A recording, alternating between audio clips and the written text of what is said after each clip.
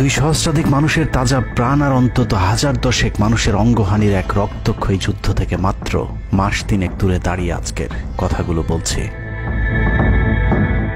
শহরের রাস্তায় এখনো শহীদ ওয়াসিমদের রক্তের ছোপ ছোপ দাগ লেগে আছে।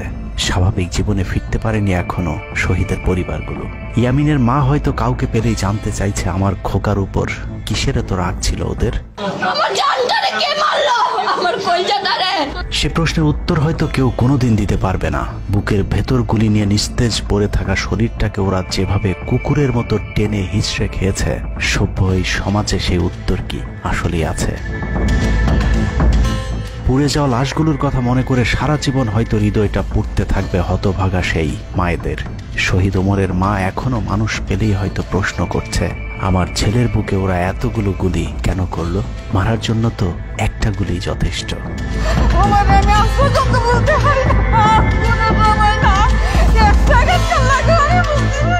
তৃষ্ণা পেলে মুগ্ধের মায়ের হয়তো কানে বেজে উঠবে, পানি লাগবে, পানি।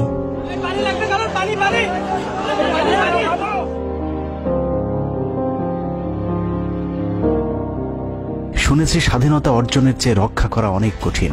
স্বাধীনতার এই পতাকা সমুন্নত রাখতে যারা জীবন দিয়েছেন তাদের সে রক্ত যেন বৃথা না যায়।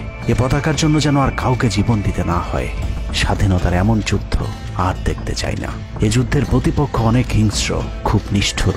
ওরা বুকে গুলি নিয়ে কাঁপতে থাকা মানুষকেও শান্তিতে মরতে দেয় না।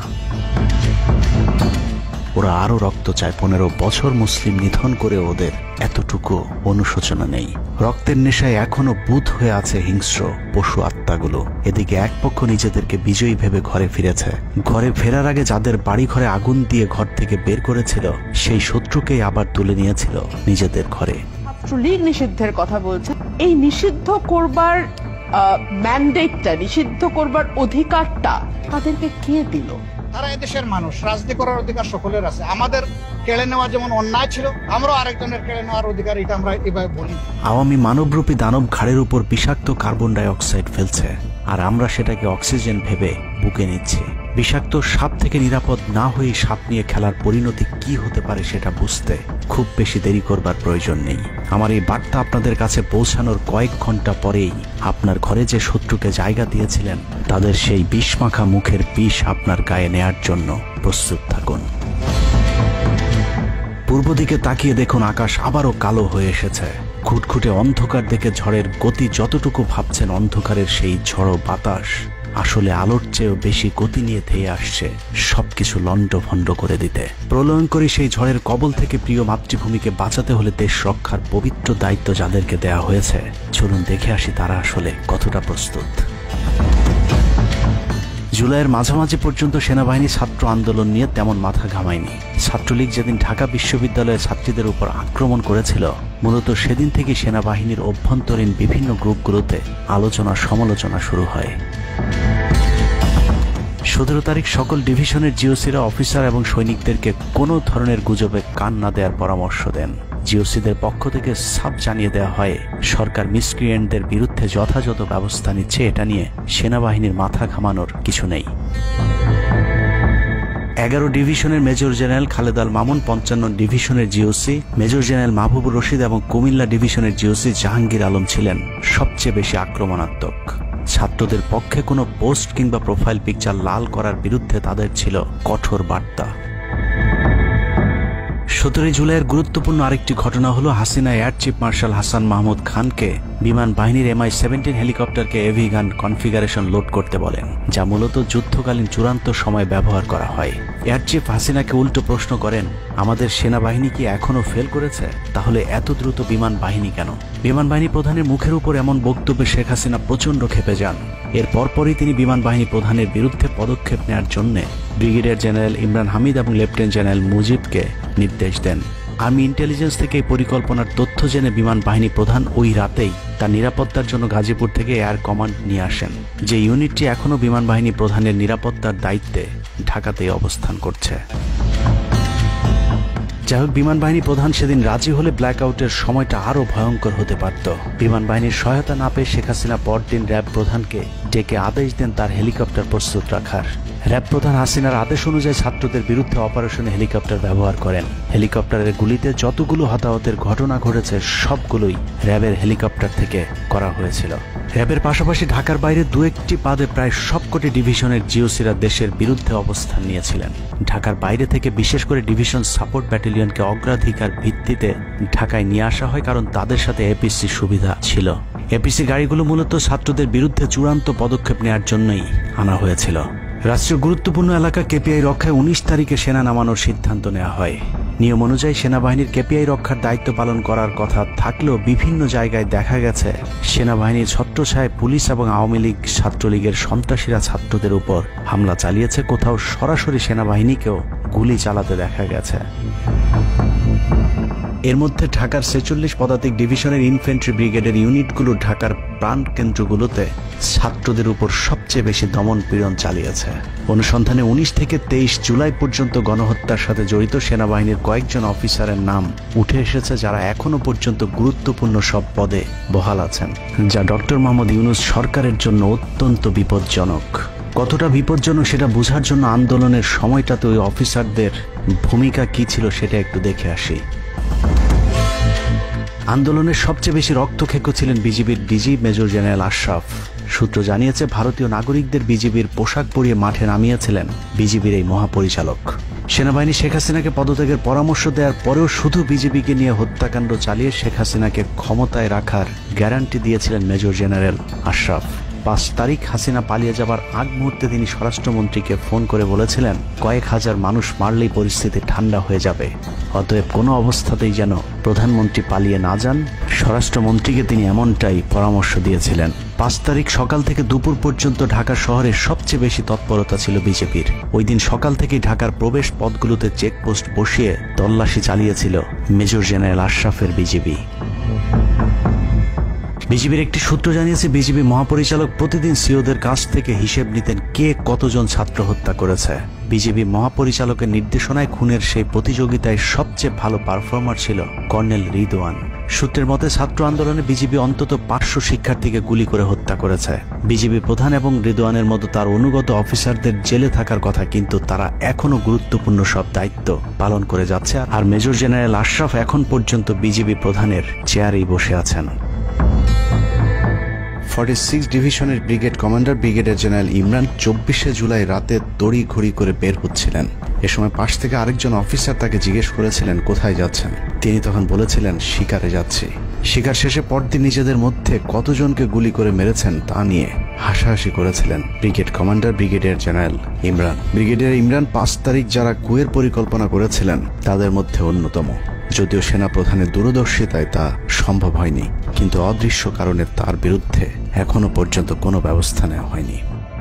কুমিল্লার জিওসি মেজর জেনারেল জাহাঙ্গীর আলমের পাঠানো কুমিল্লার 15 বিট সাপোর্ট ব্যাটালিয়নকে বাড্ডায় ছাত্রদের দমনে নামানো হয়েছিল।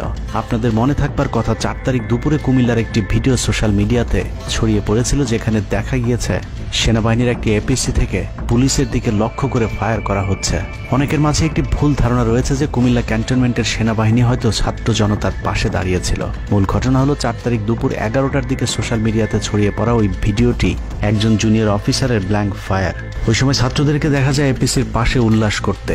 ঘটনার পরপর কুমিল্লার কুখ্যাত সন্ত্রাসী এমপি বাহার শেখ হাসিনার মিলিটারি সেক্রেটারিকে বিষয়টি ফোন করে জানালে উক্ত এপিসি ইউনিটটিকে ক্যান্টনমেন্টে ব্যাক করান জিওসি জাহাঙ্গীর আলম। ওই ঘটনাটিকে তিনি পরবর্তীতে নিজের ক্রেডিট হিসেবে মানুষের সামনে তুলে ধরে নিজেকে আওয়ামী বিরোধী হিসেবে চালিয়ে দেওয়ার চেষ্টা করেছেন, যার ফলশ্রুতিতে তিনি ডিজিএফআই প্রধানের মতো গুরুত্বপূর্ণ একটি পদ বাগিয়ে নেন।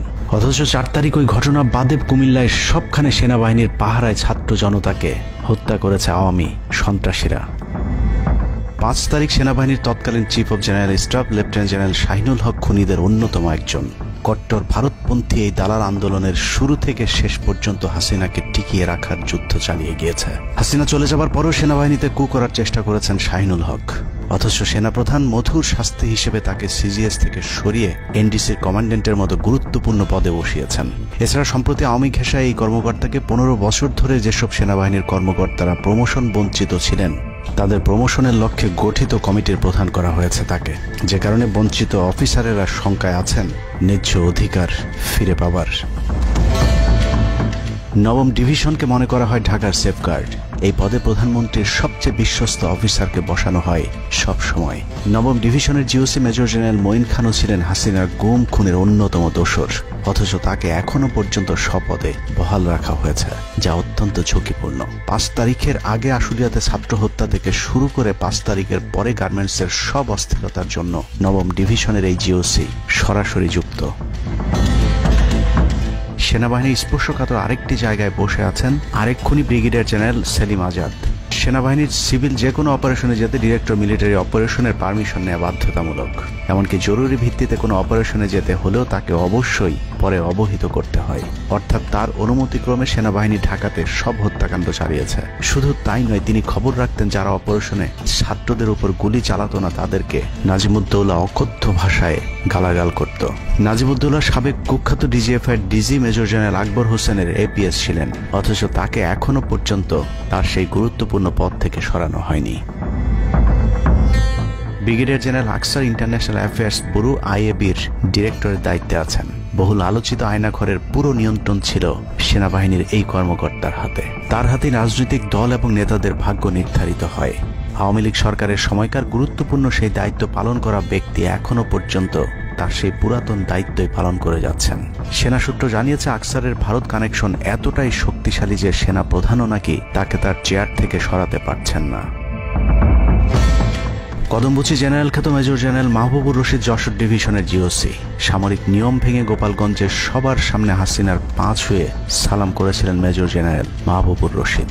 5 আগস্ট এবং 7 আগস্ট সেনাবাহিনীর গাড়ি পোড়ানোর পরেও সেনাবাহিনীকে কোনো অ্যাকশনে যেতে দেয়নি সেনাবাহিনীর এই আওয়ামী কর্মকর্তা।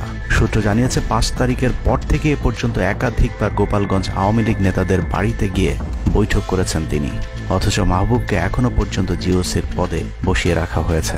তার এই ক্ষমতাকে কাজে লাগিয়ে আওয়ামী লীগের অসংখ্য নেতাকর্মীকে ভারতে যাবার সুযোগ করে দিয়েছেন major general Mahbubur Rashid. Colonel Asad Khulna DGFI এর ডেড কমান্ডার। সেখানে বসে তিনি রয়ের সব পরিকল্পনা বাস্তবায়ন করে যাচ্ছে। জুলাই আন্দোলনের সময় যিনি আর্মি অফিসারদেরকে বলেছিলেন দেখে দেখে গুলি করেন, প্রতি গুলিতে একটা করে মারতে হবে, অথচ সেই কর্মকর্তা এখনো খুলনাতে বসে বিএনপি জামায়াতের নেতাকর্মীদের মধ্যে বিভক্তির ষড়যন্ত্র করে যাচ্ছে। খুলনা অঞ্চল দিয়ে তার সহায়তায় শেখ পরিবারের সবচেয়ে বেশি সংখ্যক সদস্য ভারতে পালিয়েছে। বগুড়া ডিভিশনের GOC major general Khaled Al Mamun এখনও জিওসি পদে আছেন।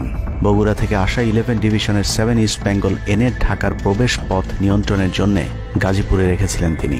উত্তরা গাজীপুর এলাকায় সংঘটিত হত্যাকাণ্ডের বেশিরভাগই জড়িত ছিল বগুড়ার 7 ইস্ট বেঙ্গল। রহস্যজনক কারণে 7 ইস্ট বেঙ্গলকে এখনো পর্যন্ত বগুড়ায় ফেরত না পাঠিয়ে ঢাকাতেই রাখা হয়েছে।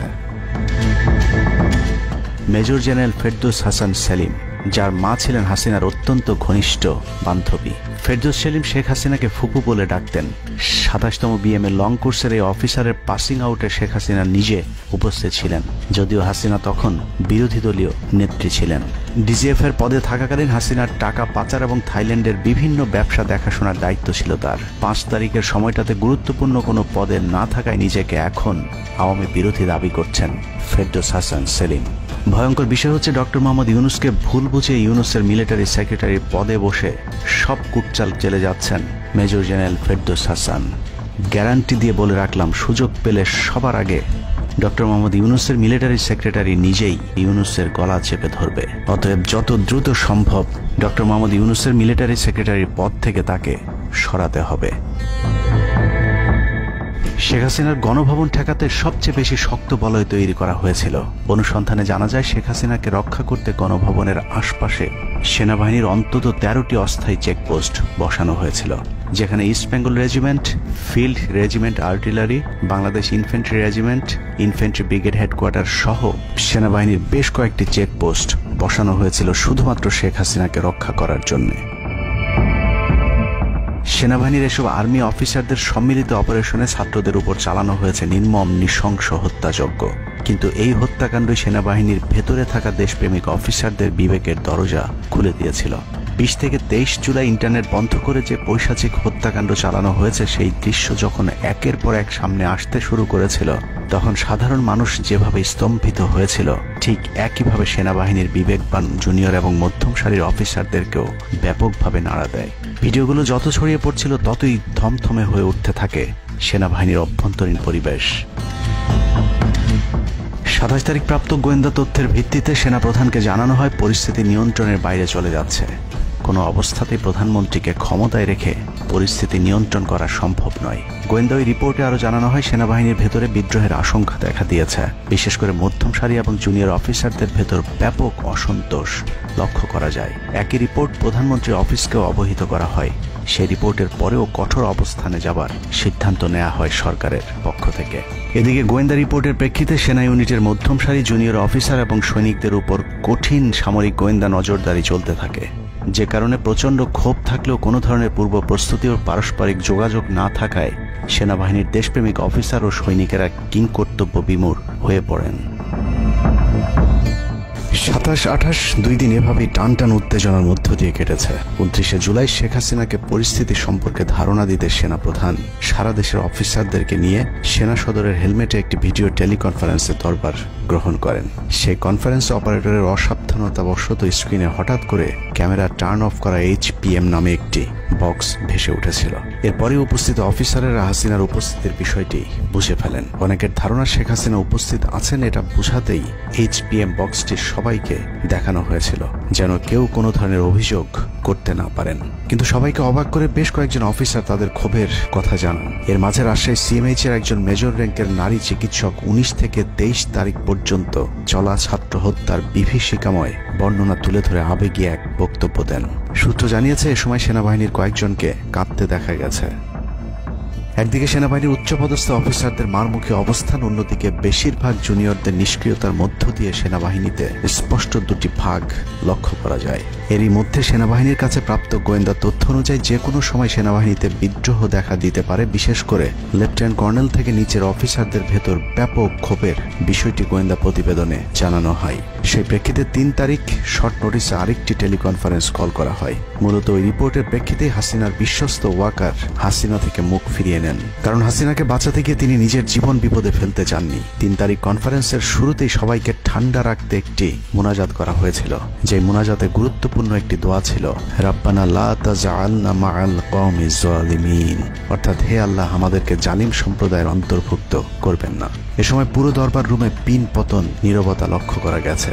মূলত ওই মোনাজাতের মধ্য দিয়ে ফয়সালা হয়ে যায় সেনাবাহিনী কাদের পক্ষে দাঁড়াবে। সেনা সূত্র থেকে পাঠানো এসব তথ্যে উঠে এসেছে সেনাবাহিনী কোন কোন এলাকায় ছাত্র জনতার উপর গুলি চালিয়েছিল এবং কতটা পরিকল্পিতভাবে মানুষ হত্যার ছক কষা হয়েছিল। 4 তারিখও সেনাবাহিনীর ভূমিকা ছিল অত্যন্ত অস্পষ্ট। কিছু জায়গায় সেনাবাহিনী ছাত্রদের পক্ষে, আবার কিছু জায়গায় ছাত্রদের উপর গুলিও চালিয়েছে। 4 আগস্ট সবার প্রথম 24 ডিভিশন চট্টগ্রামের GOC lieutenant general Mainur Rahman তার বাহিনীকে ছাত্রদের পাশে দাঁড়ানোর নির্দেশ দেন। 5 তারিখ সকাল পর্যন্ত আর্মির ভূমিকা ছিল অত্যন্ত সন্দেহজনক। সকাল 10টা পর্যন্ত আর্মি কড়াকড়িভাবেই দায়িত্ব নিয়েছিলেন। বিশেষ করে গণভবনের আশপাশে 12টা পর্যন্ত ছাত্রদেরকে ভয় দেখাতে কয়েক রাউন্ড লাইভ অ্যামুনেশন ফায়ার করা হয়। 4 তারিখ 3 বাহিনী প্রধান, পুলিশ প্রধান এবং DGDGF এর সারা রাত নির্ঘুম কেটেছে। 3 থেকে 5 তারিখ পর্যন্ত গুরুত্বপূর্ণ কিছু ঘটনা ঘটেছে, সেটা তুলে ধরবার আগে শেখ হাসিনার পালিয়ে যাওয়ার বর্ণনা দিয়ে আসা যাক। 5 তারিখ সকাল ঠিক 9টায় প্রধানমন্ত্রীর অফিসে গিয়ে শেখ হাসিনাকে পদত্যাগ করতে বলেন সেনাপ্রধান। শেখ হাসিনার কথা শোনার সাথে সাথে সেনাপ্রধানকে দৌড়ে মারতে আসেন। এ সময় 3 বাহিনী প্রধানকে অকথ্য ভাষায় গালাগাল করেন শেখ হাসিনা। জেনারেল ওয়াকারকে হাসিনা বলেন, তুই পুলিশকে দেখে শিখতে পারিস নাই। এ সময় বিমান বাহিনী প্রধান সজীব ওয়াজেদ জয়কে ফোন করে তার মাকে বোঝানোর জন্য অনুরোধ করেন। সজীব ওয়াজেদ জয় এটি জানার পর উল্টো আর্মি চিফকে তুই তুকারি করে হুমকি দিতে থাকেন, তোর কোন বাবা তোকে চিফ বানাইছে, তোর বউ ছেলে মেয়ে কে কোথায় আছে সবকিছু দেখে নেওয়া হবে। রাগান্বিত হয়ে এরপরে সজীব ওয়াজেদ জয় লাইভে গিয়ে আবল তাবল বকতে থাকেন। ঠিক আছে, শেখ হাসিনার পর আপনাদের কি হবে সেটা আমারও চিন্তার বিষয় না, আমার পরিবারের আর চিন্তার বিষয় না, আপনারা বুঝবেন। এরই মধ্যে 9:30 বেজে যায়। শেখ হাসিনাকে কোনোভাবে রাজি করাতে না পেরে সেনাপ্রধান হাসিনাকে 2টি বিকল্প দেন, পদত্যাগ অথবা গ্রেফতার। ওদিকে মিরপুরে বসানো সেনাবাহিনীর চেকপোস্টগুলো খুলে দেওয়া হলে বিনা বাধায় গণজোয়ার ঢুকে পড়তে থাকে। মবটি যখন গণভবন থেকে মাত্র 20 মিনিটের দূরত্বে চলে আসে, এ সময় সেনাবাহিনী এক প্রকার জোর করে শেখ হাসিনাকে পদত্যাগপত্রে সই করান। এ সময় এসএসএফ এর দু একজন এগিয়ে আসতে চাইলেও সেনাপ্রধান হাত ইশারা করলে তারা জায়গায় দাঁড়িয়ে থাকেন। পদত্যাগের পর শেখ হাসিনা জাতির উদ্দেশ্যে ভাষণ দেওয়ার অনুরোধ করলে সেনাপ্রধান হাসিনাকে বলেন, জীবন বাঁচাতে চাইলে দ্রুত গাড়িতে গিয়ে উঠুন, জনগণ গণভবনে ঢুকে পড়ছে। সেনাবাহিনীর মতে শেখ হাসিনা সেদিন মাত্র 5 মিনিটের জন্য বেঁচে গিয়েছেন, তা না হলে জনগণ তাকে ধরে ফেলত। হাসিনাকে গণভবন থেকে উদ্ধার করে বিমানে ভারত পাঠিয়ে দেওয়ার জন্য মোট 3টি রুট প্ল্যান করা হয়েছিল। প্ল্যান এ, গণভবন থেকে গাড়ি বহরে বিমান বাহিনীর ব্লু স্কাই স্কুলের গেট দিয়ে তেজগাঁও বিমানবন্দরে ঢুকে ঢাকা সেনানিবাসে প্রবেশ এবং তারপর বিএএফ বেস দিয়ে বিমান বাহিনীর রানওয়েতে প্রবেশ। সেখান থেকে বিমান বাহিনীর C-130 যে বিমানে ভারতে উড্ডয়ন। দুর্ভাগ্যজনকভাবে ততক্ষণে বিপ্লবী জনতার শেওড়াপাড়া রাস্তা দিয়ে বিমান বাহিনীর ব্লু স্কাই স্কুলের গেট ক্রস করে আগারগাঁও চৌরাস্তা পর্যন্ত চলে এসেছিল। ওদিক দিয়ে ক্যান্টনমেন্টের জাহাঙ্গীর গেটও ছাত্র জনতার দখলে, তাই গণভবন থেকে গাড়িতে করে ঢাকা সেনানিবাসে ঢোকার সব পথ বন্ধ হয়ে গিয়েছিল, যে কারণে প্ল্যান বি অবলম্বন করতে হয়েছিল হাসিনাকে উদ্ধারকারীদের। প্ল্যান বি অনুযায়ী গণভবন থেকে বিমান ঘাঁটিতে যাওয়ার তখন একটাই পথ বাকি ছিল, তা হলো হেলিকপ্টারে যাওয়া। বিমান বাহিনীর MI-17 হেলিকপ্টার চন্দ্রিমা উদ্যানের পাশে বাণিজ্য মেলার মাঠে এসে অবতরণ করে। খুনি হাসিনা চন্দ্রিমা উদ্যানের পাশের রাস্তা দিয়ে বাণিজ্য মেলা মাঠে প্রবেশ করে এবং সেখান থেকেই হেলিকপ্টারে করে বিমান বাহিনী ঘাঁটিতে নিয়ে যাওয়া হয় তাকে। সেখানে গিয়ে তারেক সিদ্দিকী এবং সালমান এফ রহমানের জন্য কিছুক্ষণ অপেক্ষা করে শেখ হাসিনা। তবে শেষ পর্যন্ত সালমান এফ রহমানের পৌঁছাতে দেরি হওয়ায় শেখ হাসিনাকে নিয়ে কোনো গন্তব্য ছাড়াই 10টা 45 মিনিটে উড়াল দেয় বিমান বাহিনীর C-130 জুলিয়েট বিমানটি। সাধারণত বিমানের রুট ব্যবহারে কোড ব্যবহার করতে হলেও সেটা করেনি। রাডার ফাঁকি দিতে জীবনের ঝুঁকি নিয়ে এই পদ্ধতি অবলম্বন করা হয়েছিল। ফুল ফুয়েল লোড করা হয়। ভারতে যদি জায়গা না হয় তাহলে যেন মধ্যপ্রাচ্যের কোনো দেশ পর্যন্ত চলে যাওয়া যায়।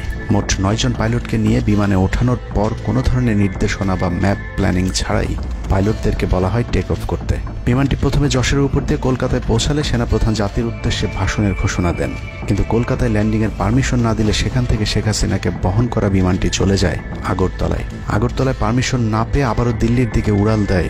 সেখান থেকে দিল্লি গেলে সেখানেও রিফিউজ করা হয়। দিল্লি বিমানবন্দরে নামতে না দিলে অনিশ্চয়তা দেখা দেয় শেখ হাসিনাকে বহন করা বিমানটির ভারতে অবতরণ নিয়ে।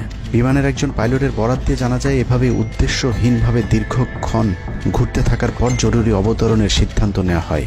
তবে জরুরি অবতরণের ঠিক আগ মুহূর্তে দিল্লির গাজিয়াবাদ এয়ারবেজে নামার অনুমতি পায় C-130 জুলিয়েট, যেখানে অজিত ধওয়াল তাকে রিসিভ করেন। অবতরণে জটিলতার কারণেই 5 তারিখ সেনাপ্রধান জাতির উদ্দেশ্যে ভাষণ দিতে বারবার দেরি করছিলেন, কারণ তিনি নিশ্চিত হতে চাচ্ছিলেন শেখ হাসিনা ভারতে অবতরণ করেছেন। তারপরই বাংলাদেশের মানুষ মুক্তি পায় এক ফেরাউনের হাত থেকে। হাসিনা পালিয়ে যাওয়ার সেই খবর পৃথিবীর সবাই জানে, কিন্তু 3 থেকে 5 তারিখ পর্যন্ত ক্যান্টনমেন্টে কিছু ঘটনা ঘটেছে যেই ঘটনা এখনো আমাদের কাছে অজানা। 3 তারিখ সেনাপ্রধানের ওই ভার্চুয়াল মিটিং এর পর মোটামুটি নিশ্চিত হয়ে যায় শেখ হাসিনা অধ্যায় বাংলাদেশের শেষ। শুরু হয় ভারতের প্ল্যান বি বাস্তবায়নের প্রক্রিয়া।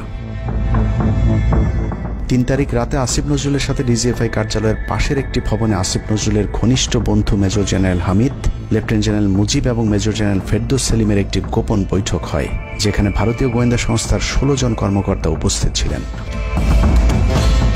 মূলত 5 তারিখ শেখ হাসিনা পদত্যাগ করার পর করণীয় নির্ধারণ করতেই ওই বৈঠক অনুষ্ঠিত হয়। দীর্ঘ বৈঠক শেষে মোট 3টি বিকল্প নির্ধারণ করা হয়। প্রথমটি জরুরি অবস্থা জারি করে সেনাবাহিনীর হাতে ক্ষমতা দেয়া, দ্বিতীয়টি আসিফ নজরুলকে প্রধান উপদেষ্টা করে একটি অন্তর্বর্তীকালীন সরকার গঠন। অন্তর্বর্তীকালীন সরকারের ভেতরে যেন ভারতীয় বলয়ের লোকজন বেশি সংখ্যায় রাখা যায় সেটা নিশ্চিত করার ব্যাপারেও আলোচনা হয় বৈঠকে, এবং সেটা নিশ্চিত করতে আসিফ নজরুলের পেছনে সেনাবাহিনীর ওই অংশটির সর্বোচ্চ সাপোর্ট থাকারও নিশ্চয়তা দেওয়া হয়। মূলত আসিফ নজরুলকে সামনে রেখে সেনাবাহিনীর মাধ্যমেই দেশ চালানোর পরিকল্পনা করা হয়েছিল 3 তারিখের ওই গোপন বৈঠকে। 4 তারিখ 3 বাহিনী প্রধানের মধ্যে দফায় দফায় বৈঠক চলেছে। সেই বৈঠক থেকে সিদ্ধান্ত হয় 5 তারিখ সকাল 9টার মধ্যে শেখ হাসিনাকে চূড়ান্তভাবে পদত্যাগের বিষয়টি জানিয়ে দেওয়া হবে। এর পরপরই আসিফ নজরুলকে আবারও ক্যান্টনমেন্টে ডেকে আনা হয় এবং শেখ হাসিনার পদত্যাগের পর আওয়ামী নেতা কর্মীদেরকে যতটা সম্ভব নিরাপত্তা দেয়া, বেসরকারি বিভিন্ন প্রতিষ্ঠানগুলোতে যতটা সম্ভব আগের কর্মকর্তাদেরকে রেখে দেয়া এবং বিটিআর হত্যাকাণ্ড নিয়ে কোনো ধরনের পদক্ষেপ না নেওয়ার সহ বেশ কিছু করণীয় ঠিক করে দেওয়া হয়। দীর্ঘ সেই আলোচনার কারণে 4 তারিখ সারা রাত ক্যান্টনমেন্টে অবস্থান করেছেন আসিফ নজরুল। তাৎক্ষণিক আসিফ নজরুলের কাঁধে দুটি দায়িত্ব দেয়া হয়: আর্মির প্রতি সকলের আস্থা তৈরি করা এবং হাসিনার পদত্যাগের পরপর ছাত্রদেরকে সেনাবাহিনীর নিয়ন্ত্রণে নিয়ে আসা। কথা মতো আসিফ নজরুল 4 তারিখ রাত এবং 5 তারিখ খুব সকালে ক্যান্টনমেন্টে বসে ফেসবুকে তিনি দুটি পোস্ট করেন। পোস্টের প্রথমটি 4 তারিখ রাতে সেনাবাহিনীকে প্যাট্রিয়ট সম্বোধন করে করা হয়, যেন সেনাবাহিনীর প্রতি ছাত্র জনতার আস্থা বেড়ে যায়, এবং পরেরটি সংখ্যালঘুদের বাড়িঘরে হামলা না চালানোর অনুরোধ করে পোস্ট করা হয়। দুপুর 12টার আগে আসিফ নজরুলের করা হিন্দুদেরকে নিয়ে ওই পোস্টে প্রমাণ করে আসিফ নজরুল আগে থেকেই জানতেন কিছুক্ষণ পর আসলে কি ঘটতে যাচ্ছে। আমরা এখন আর্মি চিফের সাথে একটা আলোচনায় আছি। আমি যতটুকু ওনার সাথে কথা বলেছি আমার কাছে মনে হয়েছে, আশা করছি আপনাদের জন্য অনেক বড় সুসংবাদ আসছে। বিজয়ের খবর আগেই জেনে যাওয়াটা সমস্যা না, কিন্তু সমস্যা হলো আসিফ নজরুল সবাইকে আন্দোলনের কেন্দ্রবিন্দু ঢাকা বিশ্ববিদ্যালয়ে যেতে না বলে ক্যান্টনমেন্টের সুখবরের অপেক্ষায় থাকতে বলেন। মূলত আসিফ নজরুলের ওই ফাঁদে পা দিয়ে ছাত্র জনতার জুলাই আগস্ট বিপ্লবের বিজয় হাতছাড়া হয়ে গিয়েছিল। ছাত্র নেতাদের সরলতাকে কাজে লাগিয়ে আসিফ নজরুল নাহিদ আসিফদেরকে সেনাপ্রধানের কাছে আসতে বলেন। নাহিদ, আসিফ, মাহফুজরা সেনাপ্রধানের কাছে যাবার আগে আসিফ নজরুলের প্রধান উপদেষ্টা হবার বিষয়টি চূড়ান্ত হয়ে যায়। সমন্বয়কেরা পৌঁছানোর পর সেনাপ্রধান তাদেরকে জানায় আসিফ নজরুল হচ্ছেন প্রধান উপদেষ্টা। কিন্তু ছাত্ররা ডক্টর মোহাম্মদ ইউনূসকে প্রধান উপদেষ্টা বানানোর দাবি করলে আসিফ নজরুল তাদেরকে জানায় ডক্টর ইউনূস প্রধান উপদেষ্টা হতে রাজি না। কিন্তু ছাত্র নেতাদের সাথে ইউনূসের আগে থেকে যোগাযোগ ছিল, যে কারণেই সেনাপ্রধানকে ছাত্ররা জানায় আমরা ডক্টর ইউনূসের সাথে একান্তে কথা বলতে চাই। ছাত্ররা ডক্টর ইউনূসকে ফোন করলে তিনি জানান প্রধান উপদেষ্টা হতে চান না সেনাবাহিনী কিংবা আসিফ নজরুলের কাছে তার এরকম কোনো বার্তা তিনি দেননি। এরপর ছাত্র নেতাদের দাবির মুখে ইউনূসকে প্রধান উপদেষ্টা বানাতে বাধ্য হয় সেনাবাহিনী। ডক্টর মোহাম্মদ ইউনূসকে প্রধান উপদেষ্টা করা হলেও ক্ষমতার কেন্দ্রে থেকে যায় ভারত নিয়ন্ত্রিত ক্যান্টনমেন্টের মদতপুষ্ট আসিফ নজরুল, যাকে তারা সুনিপুণভাবে গেল এক যুগে তিলে তিলে তৈরি করেছেন। আসিফ নজরুল তার মন্ত্রণালয়ের বাইরেও সবখানে নিয়োগ থেকে বদলি বরখাস্তের একক ক্ষমতা ভোগ করতে থাকে। একদিকে সেনাবাহিনীর ছত্রছায়া আসিফ নজরুলের হাত ধরে ভারতীয় এজেন্টদেরকে গুরুত্বপূর্ণ সব পদে বসানো হচ্ছিল, অন্যদিকে চলছিল পুরো দেশ দখলের ভয়ঙ্কর ষড়যন্ত্র। কিন্তু ছাত্রদের চাপের মুখে আসিফ নজরুলের পরিবর্তে ডক্টর মোহাম্মদ ইউনূসের প্রধান উপদেষ্টা হবার বিষয়টি কোনোভাবেই মেনে নিতে পারেনি সেনাবাহিনীর ভারতপন্থী অংশটি, যে কারণে 5 তারিখ রাতেই একটি ব্যর্থ সেনা কুয়ের ষড়যন্ত্র করা হয়েছিল। 5 তারিখের পরপর ইউনূসের একের পর এক ভারতীয় আগ্রাসন বিরোধী বক্তব্যে আতঙ্কিত হয়ে ওঠে ভারতীয় বলয়, যে কারণে 8 তারিখ শপথ নেয়ার আগেই ডক্টর মোহাম্মদ ইউনূসকে হত্যা করে সেনা কুয়ের আরেকটি চেষ্টা চালায় সেনাবাহিনীর ওই অংশটি। 8 তারিখ ডক্টর ইউনূসের নেতৃত্বে নতুন সরকার শপথের ঠিক আগ মুহূর্তে একটি সেনা কুয়ের চেষ্টা করা হয়। কুয়ের নেতৃত্ব দেন লেফটেন্যান্ট জেনারেল মুজিব এবং মেজর জেনারেল হামিদুল হক।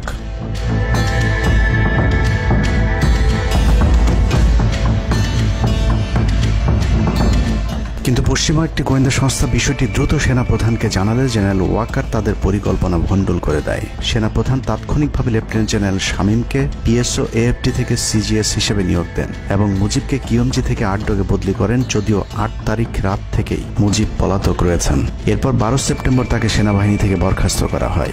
একই দিনে লেফটেন্যান্ট জেনারেল হামিদুলকে স্বেচ্ছায় অবসরে পাঠানো হয়। এনডিসি থেকে মেজর জেনারেল সাইফুলকে মিনিস্ট্রি অফ ফরেন অ্যাফেয়ার্স এবং চিফ অফ জেনারেল স্টাফ শাহিনকে এনডিসিতে পাঠানো হয়। কয়েকজনের ব্যাপারে পদক্ষেপ নেওয়াটা যেমন স্বস্তির, তেমনি ষড়যন্ত্রকারীদেরকে যেখানে বদলি করা হয়েছে তাদের প্রতিটি পদই অত্যন্ত গুরুত্বপূর্ণ, যা বর্তমান সরকার এবং দেশের স্থিতিশীলতার জন্য চরম বিপজ্জনক।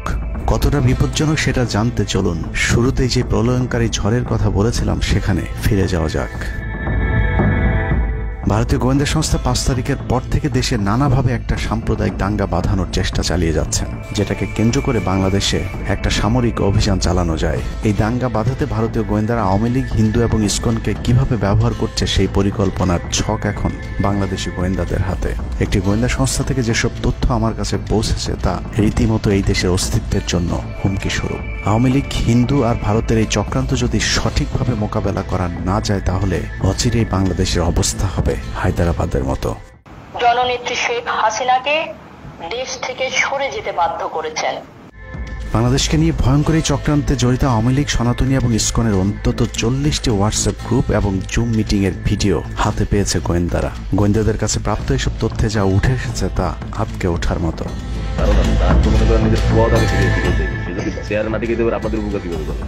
সেনাপ্রধান জামাত হলে একটা দিন আওয়ামী লীগ বাইকে ফেলা দিত, ঠিক আছে? এটা তো আমাদেরও আওয়ামী লীগেরও একটা গেম হতে পারে, বলা যায় জামাত শিবিরের উপরে সব চাপা দিতে পারে, এটাও হতে পারে। এসব গ্রুপগুলোতে রীতিমতো বাংলাদেশের বিরুদ্ধে যুদ্ধের প্রস্তুতি চলছে। গ্রুপে তাদের সাথে সাবেক আওয়ামী লীগ সরকারের শীর্ষস্থানীয় নেতা থেকে বর্তমান সেনাবাহিনীতে চাকরিরত জেনারেল পর্যন্ত মাঝে মধ্যেই নাকি যোগ দিচ্ছেন। নানক ভাই থেকে শুরু করে আমাদের সুজিত দা, তারপর আরো অনেক টপ লেভেলের যারা মন্ত্রী, মিনিস্টার, প্রতিমন্ত্রী, তারপরে ইভেন কামাল ভাই।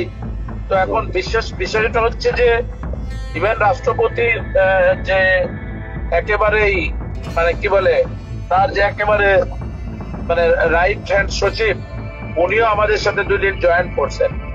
তো এখন ওনারা আসলে ভালো হইতো, যারা যারা আসেন আসলে ভালো হইতো। অনেক আমাদের এখানে প্রায় 12 থেকে 13 জন আপনার এমপি এসে কথা বলেছেন, যেটা আপনারা জানেন না।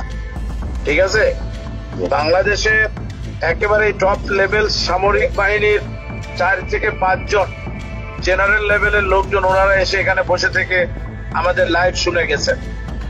আমাদের প্রধানমন্ত্রী উনি নিজে এসে বসে থেকে গেছেন। গ্রুপের সবচেয়ে ভয়ঙ্কর তথ্য পাওয়া গেছে ভুয়া মুক্তিযোদ্ধা জেডাই খান পান্নার মেসেজ থেকে। আওয়ামী এই আইনজীবী শহীদ সাইফুল ইসলাম আলিফের হত্যাকাণ্ড নিয়ে চাঞ্চল্যকর তথ্য দিয়েছে জেডাই খান পান্না। একটি চ্যাটিং এ তিনি লিখেছেন, দাড়িওয়ালা উকিল বেশি হয়ে গিয়েছে, আরো 2-1টারে খেয়ে দাও, আদালতে আমরা আছি, এখন অল্প কয়েকদিন জেলে থাকলেও 30 তারিখের পরে পুরস্কার পাবা। আরেকটি মেসেজে তিনি লিখেছেন, সুযোগ হাতছাড়া হয়েছে তোমাদের কারণে, কালকে সব হয়ে যেত। পরিকল্পনা ছিল কুপিয়ে মারার পর হিন্দুদের বাড়িতে হামলা হলে ভারত থেকে ট্রুপ চলে আসবে। ওরা যেহেতু হামলা করেনি, তোমাদেরই উচিত ছিল নিজেরা নিজেদের বাড়ি ঘরে আগুন দেওয়া। পেছনের ঘটনা বাদ দিয়ে 30 তারিখের পরিকল্পনায় মনোযোগী হও সবাই। শহীদ আলিফ হত্যাকাণ্ড নিয়ে আরেকজন লিখেছেন, কালকে আদালতে একটা লাশ পড়বে, হিন্দু ভাইদের পাশে আমাদের সবাইকে থাকতে হবে, ব্রিগেড মেজরের কমান্ড মেনে চলতে হবে। 30 তারিখের কর্মসূচি নিয়ে গ্রুপটিতে সশস্ত্র যুদ্ধের মাধ্যমে দেশ দখলের ভয়ঙ্কর সব আলোচনা করার ভিডিও হাতে এসেছে আমাদের। তারা বাংলাদেশ অস্ত্রগুলি আছে, এই অস্ত্রগুলি কোথায় আছে তা আমার কাছে অলরেডি খবর এসেছে। আমি নিউজ দিচ্ছি গোয়েন্দাদের মাধ্যমে। তারা বলেছে 5000-এর বেশি তারা অস্ত্র আছে, M60 রাইফেল, সাইবার রাইফেল আছে, 47 রাইফেল আছে, তাদের কাছে অত্যাধুনিক। আলোচকদের একজন বলছিলেন, সাবেক এবং বর্তমান পুলিশের সমন্বয়ে 1700 অস্ত্রধারী গ্যারিলা প্রস্তুত করা হয়েছে 30 নভেম্বরের জন্য। আমরা ইতিমধ্যে কথা বলেছি, পুলিশ পার্টির কথা বলছি, পুলিশের অনেক উদ্যোগতা প্রত্যেকটা আইন থেকে শুরু করে পুলিশ পার্টিরা এসে নির্দেশের পুরোনো আমার সাথে কথা বলে আমাদের যোগাযোগ রক্ষা করছে। ঢাকা শহরকে কিভাবে ব্লক করা হবে সেই পরিকল্পনাও করা হচ্ছে এসব জুম মিটিংগুলোতে। আমাদের কাজ হলো আব্দুল্লাহপুর, আব্দুল্লাহপুর, আশুলিয়া, টঙ্গির আছে, আমরা উত্তরা, ওইটা একটা ব্লক দিবেন, তাহলে আমরা খুব সহজে আমাদের কাজ সফলতা পাবো। সশস্ত্র যুদ্ধের জন্য পুরো দেশকে মোট 10টি বিভাগে বিভক্ত করা হয়েছে, যেখানে একজন করে ব্রিগেড মেজর নিয়োগ দেওয়া হয়েছে, যাদের সবাই দেশেই অবস্থান করছেন। এর মধ্যে গ্রুপে প্রাপ্ত জেডাই খান পান্নার নম্বরটিতে মেসেজ পাঠানো হলে মুহূর্তেই সাড়া দেন তিনি। কল করতেই গড় গড় করে সবকিছু স্বীকার করেন। জেডাই খান পান্না, জি আমি তাই। 30 তারিখ 50 থেকে 80% পুলিশ, আনসার, এমনকি সচিবালয়ের আমলারাও তাদের পক্ষে মাঠে নামবে বলে স্বীকার করেন গেরিলা আক্রমণের পরিকল্পনাকারী জেডাই খান পান্না। আপনারা কি কোনো গেরিলা ইনভেশন হামলা করা যাবে? ঢাকার স্টুডেন্টরা যদি এখনো সাপোর্টার্স অর্গানাইজ হইতে নামে, এই অ্যাডমিনিস্ট্রেশনের 50% না 80% লোক নেমে আসবে, পার্টিকুলারলি পুলিশ, আনসার এবং সেক্রেটারিয়েট থেকে। পালিয়ে যাওয়ার আগে এই ভিডিও প্রচারের সাথে সাথে রাষ্ট্রদ্রোহিতার অভিযোগে তাকে গ্রেফতার করতে হবে, তাহলে চক্রান্তকারীদের আরও পরিকল্পনার তথ্য পাওয়া যেতে পারে। ভবিষ্যতে এ ধরনের ষড়যন্ত্র বন্ধ করতে গ্রুপে থাকা সকলের মোবাইল নম্বর এবং চেহারা দেখে শনাক্তের পর দ্রুত গ্রেফতার করতে হবে। সূত্র জানিয়েছে, ডিজিএফআই প্রধানের প্রত্যক্ষ তত্ত্বাবধানে চলছে এসব দেশবিরোধী তৎপরতা।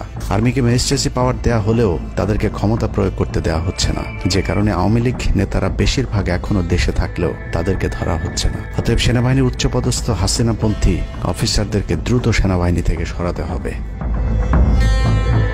5 তারিখ সেনাপ্রধান যে ভূমিকা রেখেছেন তার জন্য তিনি অবশ্যই প্রশংসার দাবিদার, কিন্তু সেনাপ্রধানকে প্রমাণ করতে হবে তিনি আসলেই নায়ক নাকি খলনায়ক।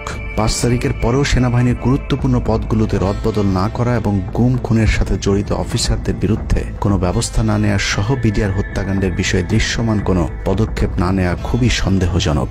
সূত্র জানিয়েছে সেনাপ্রধানের স্ত্রীর সাথে প্রতিনিয়ত শেখ হাসিনার যোগাযোগ রয়েছে। অতএব সেনাপ্রধানকে দ্রুত তার অবস্থান পরিষ্কার করে সেনাবাহিনীর গুরুত্বপূর্ণ পদগুলোতে নতুন করে নিয়োগ দিতে হবে। সেনাবাহিনীর জুনিয়র এবং মধ্যম সারির অফিসার এবং সৈনিকদের সবসময় দেশের স্বার্থে যুদ্ধের জন্য প্রস্তুত থাকতে হবে। মনে রাখতে হবে সেনাবাহিনী আমাদের আস্থার প্রতীক। সিনিয়র অফিসারদের দেশবিরোধী আদেশ এলে সৈনিকদেরকে নিয়ে তাদেরকে প্রতিহত করতে হবে। মনে রাখতে হবে সংখ্যায় আপনাদের মতো দেশপ্রেমিকদের সংখ্যায় এখনো সেনাবাহিনীতে বেশি। দেশের যে কোনো প্রয়োজনে সেনাবাহিনী যদি জনগণকে ডাক দেয় তাহলে এ দেশের প্রতিটি মানুষ জীবন দেওয়ার জন্য প্রস্তুত রয়েছে। ডক্টর মোহাম্মদ ইউনূসের পাশে থাকা ভারতীয় গুপ্তচর আসিফ নজরুল, মিলিটারি সেক্রেটারি ফেরদৌস হাসান সেলিম এবং প্রেস সেক্রেটারি শফিকুল আলমকে দ্রুত সরাতে হবে। প্রধান উপদেষ্টার সাথে ছাত্র নেতাদের সাক্ষাতের পথ সহজ করতে হবে। আসিফ নজরুলরা অসৎ উদ্দেশ্যে মাহফুজ আলমকে তার পাশ থেকে সরিয়েছে। অতএব যত দ্রুত সম্ভব মাহফুজ আলমকে আবারও বিশেষ সহকারীর পদে ফিরিয়ে আনতে হবে।